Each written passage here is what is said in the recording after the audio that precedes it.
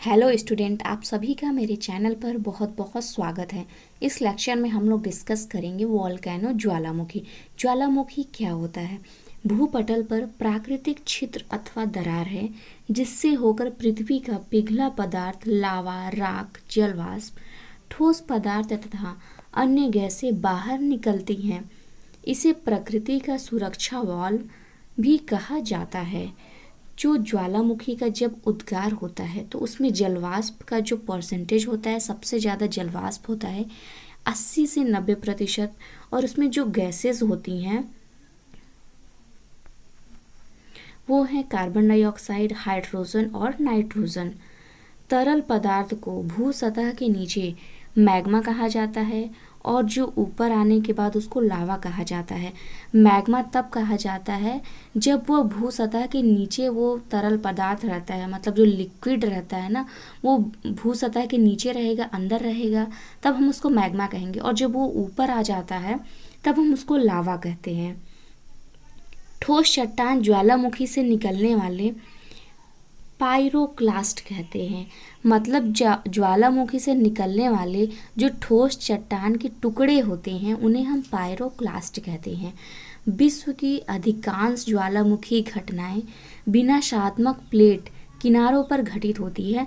नवीन मोड़दार पर्वतीय क्षेत्रों में अधिकांश सक्रिय ज्वालामुखी पाए जाते हैं। सक्रिय ज्वालामुखी जो होते हैं नवीन मोड़दार पर्वतीय क्षेत्रों में पाए जाते हैं।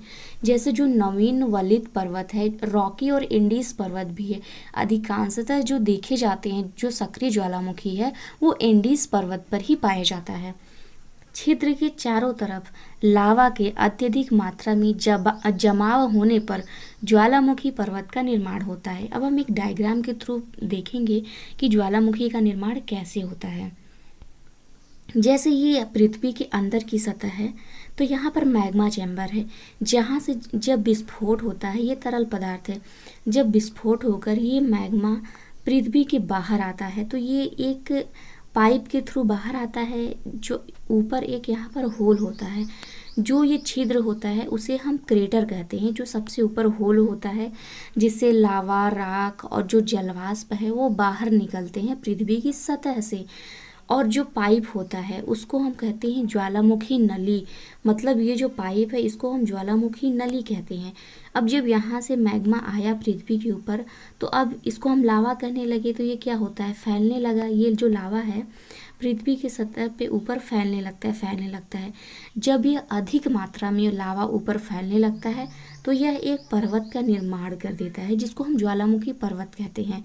और यहाँ पे साइड में है ये लावा का फ्लो हो रहा है और इसके ऊपर है ये पाइरोक्लास्टिक फ्लो है, मतलब जो सॉलिड के टुकड़े हैं उनका फ्लो हो रहा है। और जब कभी कभी होता है कि जो ये वॉल्केनो पाइप होता है, जो नली होती है, वो एक सेकेंडरी कोन भी हो जाता है। जैसे 2-3 सेकेंडरी कोन भी हो सकते हैं, किसी किसी ज्वालामुखी में एक सेकेंडरी कोन भी हो सकते हैं जिससे बाहर भी यहाँ से लावा वगैरह निकलता है इस कोन से भी। तो ये हो गया हमारा जो ज्वालामुखी का प्रोसेस है कि ज्वालामुखी पर्वत का निर्माण कैसे होता है। और जो ऊपर ये है क्लाउड ऑफ वोल्केनिक ऐश, मतलब जो धूल मिट्टी के कण होते हैं उनका ये क्लाउड बन जाता है। और ये है वोल्केनिक बम्स, जो मतलब इकट्ठे इकट्ठे जो निकलते हैं वो है वोल्केनिक बम्स। और हम एक सिंपल सा डायग्राम देखते हैं कि ये क्या होता है। जो पाइप है वो है ज्वालामुखी पाइप और यहाँ पे जो छिद्र होता है ऊपर उसको कहते हैं क्रेटर। और जो मैग्मा ऊपर आकर लावा जब फैलने लगती हैं तो ये एक पर्वत का निर्माण करती हैं। ये शंकु आकार का होता है, कीप आकार का होता है, इसीलिए इसको ज्वालामुखी शंकु कहते हैं। ज्वालामुखी के प्रकार ये 3 प्रकार के होते हैं। सक्रिय या जागृत ज्वालामुखी, इसको हम एक्टिव वोल्केनो कहते हैं। सुषुप्त या मिश्रित निद्रित ज्वालामुखी, इसको हम डोरमेंट वोल्केनो कहते हैं। मृत या शांत ज्वालामुखी, एक्सटिंक्ट और डेड वोल्केनो। सक्रिय ज्वालामुखी क्या होता है? जिनके छिद्र से सदैव धूल, धुआं, वाष्प, गैसें, लावा आदि पदार्थ निकलते रहते हैं उन्हें हम सक्रिय ज्वालामुखी कहते हैं। फॉर एग्जाम्पल माउंट एटना, ये सभी ज्वालामुखी हैं इस साइड के, और ये है कहाँ स्थित है। माउंट एटना ज्वालामुखी ये स्थित है सिसिली द्वीप में। स्ट्राम्बोली ज्वालामुखी ये लिपारी द्वीप में स्थित है। कोटोपैक्सी ज्वालामुखी ये इक्वाडोर में है। मोना लोवा ज्वालामुखी ये हवाई द्वीप में स्थित है। ओजस डेल सलाडो अर्जेंटीना में स्थित है। बैरन ज्वालामुखी अंडमान निकोबार में स्थित है। माउंट इरेबस ये अंटार्कटिका में स्थित है। ये है हमारा सक्रिय ज्वालामुखी और वो कहाँ पर स्थित है।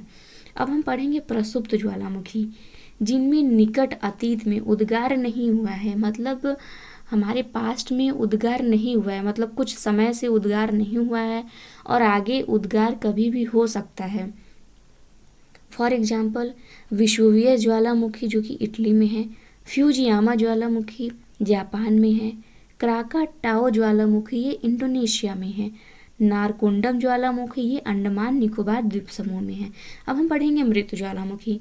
ऐतिहासिक काल से उद्गार नहीं हुआ है और पुनः उद्गार होने की संभावना नहीं है, इसे हम मृत ज्वालामुखी कहते हैं। फॉर एग्जाम्पल किलिमंजारो जो कि तंजानिया में है, देवबंद या कोह सुल्तान ज्वालामुखी जो कि ईरान में है, पोपा ज्वालामुखी म्यांमार में है, चिम्बराजो ज्वालामुखी इक्वाडोर में है, एकांक गुआ ज्वालामुखी इंडीज पर्वत पर स्थित है। अब हम पढ़ेंगे ज्वालामुखी से रिलेटेड कुछ क्वेश्चन एंड आंसर। पेले अश्रु जिसे हम पेल टीयर्स कहते हैं, उसकी उत्पत्ति कब होती है? इसकी उत्पत्ति ज्वालामुखी उद्गार के समय होती है। ज्वालामुखी में जलवाष्प के अलावा कौन कौन सी गैसेज होती हैं?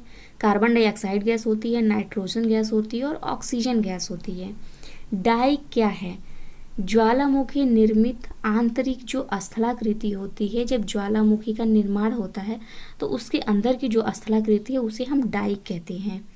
काल्डेरा संबंधित है, यह ज्वालामुखी से संबंधित है। काल्डेरा वह कौन सा महाद्वीप है जहाँ एक भी ज्वालामुखी नहीं है? ऑस्ट्रेलिया महाद्वीप।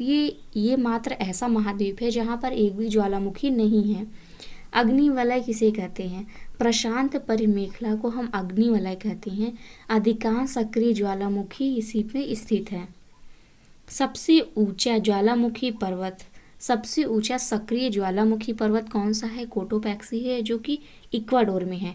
फ्यूजियामा किस देश का ज्वालामुखी पर्वत है? यह जापान का ज्वालामुखी पर्वत है। भूमध्य सागर का प्रकाश स्तंभ किसे कहा जाता है? स्ट्राम्बोली को भूमध्य सागर का प्रकाश स्तंभ कहा जाता है जो कि सिसिली द्वीप पे है।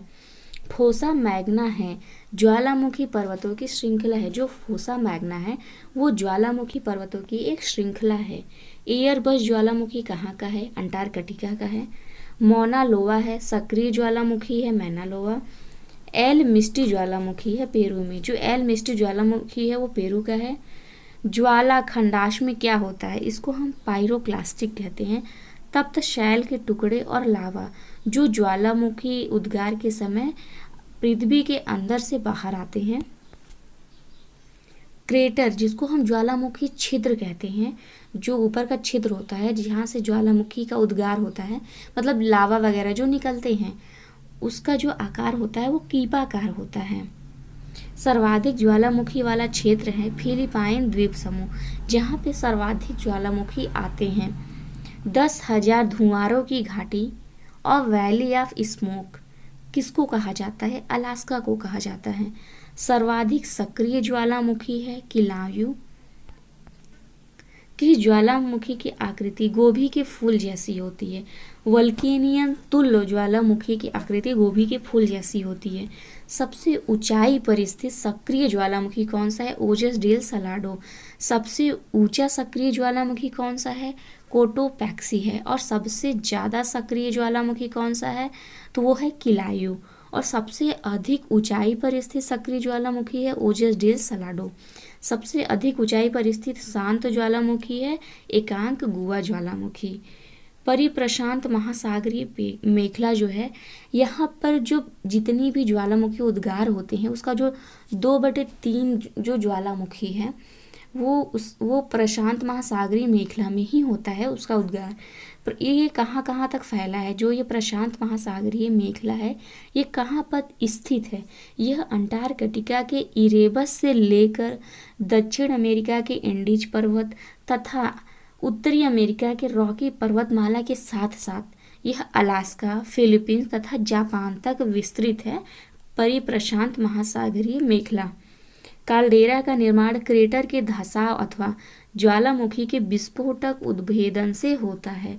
काल्डेरा का निर्माण जो गेज़र है यह एक प्राकृतिक गर्म जल स्रोत है। कुछ हम इम्पॉर्टेंट फैक्ट्स फिर से एक बार रिपीट कर लेते हैं। सर्वाधिक सक्रिय ज्वालामुखी जो है वो है किलायू, और सबसे ऊंचा सक्रिय ज्वालामुखी है कोटोपेक्सी, और सबसे अधिक ऊंचाई पर जो स्थित है सक्रिय ज्वालामुखी है वो है ओजस डेल सलाडो, और सबसे अधिक ऊंचाई पर स्थित शांत ज्वालामुखी या मृत ज्वालामुखी है एकांक गुआ ज्वालामुखी। ये सभी ज्वालामुखी से रिलेटेड इम्पॉर्टेंट फैक्ट्स थे जो हमने पढ़े हैं अभी।